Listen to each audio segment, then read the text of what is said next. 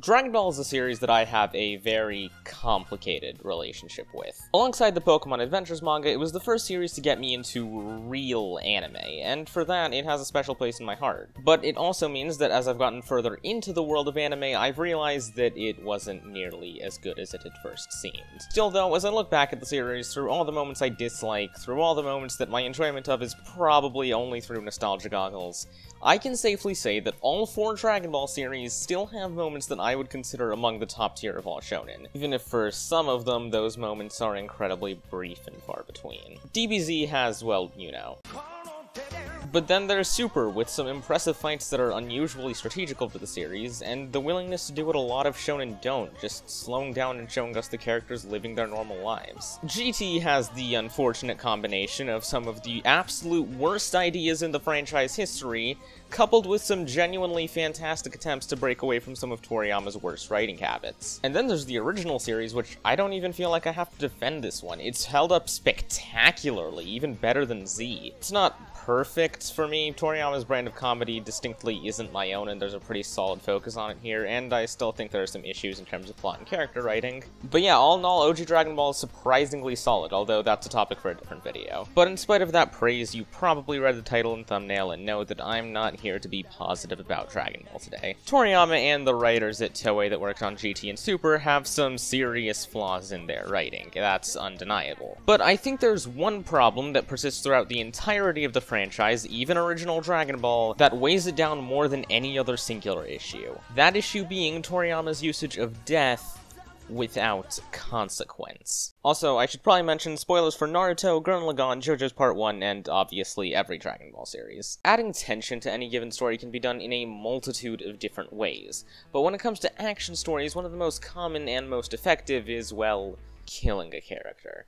Done right, it can be easily the most effective, most provoking scene in the series that leaves a huge impact on the audience. To briefly cover what in my eyes makes a good character death, I'd say either wrapping up the character who's died in a satisfying, effective way, or having the fact that their arc isn't wrapped up in an effective way be a focal point.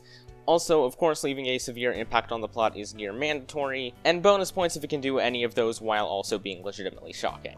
Of course, the downside to killing a character is twofold. While a great character death can be an incredibly impactful moment, a poorly done character death can range from awkward and uneventful to actively hurting the story. But surprisingly, this first issue isn't really present in Dragon Ball's case. On paper, a lot of Dragon Ball character deaths are actually pretty well done. Piccolo and Vegeta's sacrifices act as impactful, emotional, satisfying conclusions to their character arcs. By the time Krillin dies on Namek, his arc has long been wrapped up, so disposing of him isn't that big of a deal. His death is fittingly shocking, and Goku's reaction to it is quite possibly the most iconic scene in all of anime, the original Super Saiyan transformation. First glance, it seems like Toriyama is actually pretty good at giving deaths solid emotional weight and making them impactful to the plot and characters. But we haven't gotten to the second downside of killing characters. The simple fact that when a character is dead, you don't get to use them in the story anymore. Barring flashbacks and other temporary exceptions, of course. And while I can't claim to know what was going on in Toriyama's head when he decided to make the Dragon Balls able to revive people, I can only assume that at least part of his intention was trying to get around this slight writing hurdle. Maybe that wasn't really his initial plan, and he just figured that making the wish-granting orbs able to revive people would just make sense. He even tried to keep it in check at some point by saying that people can only be revived by the Dragon Balls once. But eventually, he wrote himself into a corner. Whether or not he really wanted to continue bringing back characters over and over and over again, he didn't really have a choice, considering that in-universe it wouldn't make sense for them not to. Especially by late Cell Saga, when we now have 2 dragons, both of which can grant 3 wishes and have no issue reviving people who have already died once. By that point, even if Toriyama had changed his mind on resurrecting characters, he didn't really have much of a choice. Unless he came up with some cosmic excuse for them not to be able to use both sets of Dragon Balls, yeah, what reason do the characters not have to bring back their fallen comrades? And across the entire franchise, this leads to severe problems with Dragon Ball storytelling. On one hand, it ironically leads to straight-up character assassination, and on the other hand, it leads to depriving 90% of the plot of its tension, weight, and investment. Okay, obviously by character assassination, I don't mean the literal killing of characters. If that were the case, I wouldn't have to make this video. No, by character assassination, I mean taking away or ruining ruining a character's place in the plot or their personal development. And with that said, I should probably preface this section by saying that in this particular part of the video, not all the stuff I say should be attributed to Toriyama's insistence on bringing characters back from death. I think it definitely has a hand in the problem, which is why I'm mentioning it in this video, but these critiques can be seen more as a culmination of several bad writing decisions instead of just one. With that disclaimer out the way, I want to talk about what I believe to be the most egregious example of Toriyama forcing a character to stick around in the plot long after they could have had a proper send-off. From his introduction to his death at the hands of Nappa in the Saiyan Saga, Piccolo is the best character in the series up to that point, at least in my opinion. Not only is he one of the few antagonists in the series with an actual source of motivation, but I think the story of one innocent little kid changing the heart of an evil demon slugman is something that everyone who's seen Dragon Ball has a bit of a soft spot for. And on top of that, his sacrifice rounds off his arc in a satisfying emotional way that also gives Gohan the motivation to start fighting. But after his revival on Namek, his character goes literally nowhere for the entire rest of the series.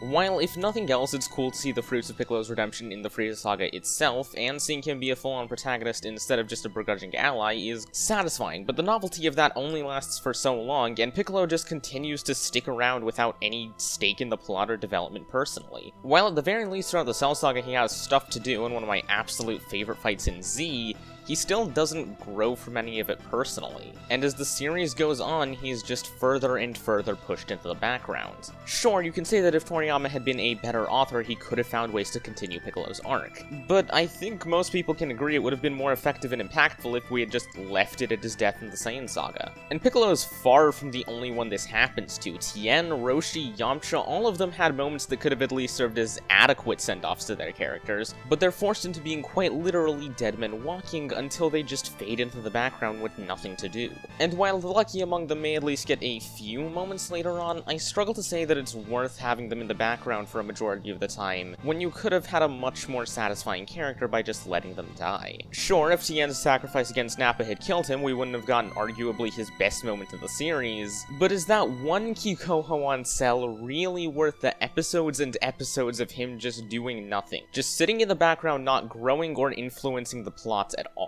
In my opinion, no, absolutely not. Now, in fairness, not every character is butchered after being brought back, and by not every character, I mean everyone except Vegeta and Krillin in Super. Yeah, of all people, Super's writers decided to give development to Krillin, and then succeeded. Which is admittedly impressive, but doesn't excuse the tons of other characters who were just tossed to the wayside. But on the topic of Krillin dying, he's gone. This is the first time in Dragon Ball that a major character dies, and on first watch through, it's a really powerful moment. It causes a reaction in Goku unlike anything we've seen from him up until this point, and leads to not one, not two, but 3 of his most brutal fights in the entire franchise. And it's undeniable that while I have some personal problems with it, the King Piccolo saga is touted as one of the absolute best in the franchise by many people, and this is the kickoff to all of it. So it's a little bit, awkward when the inciting incident for all of Goku's actions and development throughout that arc is completely undone. Reviving Krillin makes that entire ordeal feel kind of pointless, honestly. It doesn't only make the moment of him actually dying less impactful, since it's just undone, but it also makes all the reactions taken as a result of his death feel unnecessary and over-dramatized. And this issue persists throughout the entire franchise. I can give it passes in some areas, like in the Saiyan Saga, where they at least didn't have the Earth's Dragon Balls for a time. But while I can give a pass to that one instance, there are several other points throughout the series where it just feels like the character's actions don't matter, or that I don't care about them, because the event they're acting in reaction to can easily be undone. You like the first sign to Vegeta's development after Cell kills Trunks? Doesn't matter. You like that unusually sad, touching scene in GT where 18 mourns the loss of Krillin? Doesn't matter. I hate to say it, I really hate to say it, but in some ways it almost feels like even the original Super Saiyan transformation doesn't really have all that much impact looking back. Not only is Krillin gonna be brought back, but hell, he's gonna die 2 more times after this. It's just really hard to care about anything that happens, especially in retrospect, because you know it's not gonna have any consequence. Really, I wouldn't even mind this if the series had some other way of raising stakes, like through more personal conflicts, but it rarely does. For comparison's sake, take Naruto and Sasuke's Part 1 Valley of the End fight. While Naruto losing this fight has severe consequences in Orochi's Orochimaru gaining access to Sasuke, is that really the part you care about while watching the fight? Because I think for most people, the part they care about is the relationship between these two and how this fight changes that. It's a much smaller scale conflict and consequence than Orochimaru gaining access to an incredibly powerful weapon, but it's a lot more impactful on the audience. Death is a great way to raise stakes, but it's not the end of the world if an author can't do it well, because there are several other ways to raise stakes almost as well. But the Dragon Ball series' problem is that it only knows to raise stakes through death and then removes the consequences of those deaths. So there are no stakes. Or are there? It might not be frequent, but there are times when Toriyama manages to break through into the realm of personal stakes. Times when Dragon Ball manages to reach the same heights as its shonen peers. But I'm gonna save the video talking about that fight for another time. For now, though, I hope you enjoyed. If it's your first time here and you enjoyed, maybe consider liking and subscribing. I'd really appreciate it. I cover anime analysis, particularly shonen, and analyze everything from characters to fight scenes, so hopefully you can find something to enjoy here. All that said, I hope this video was at least adequately entertaining, and I'll see you all next time.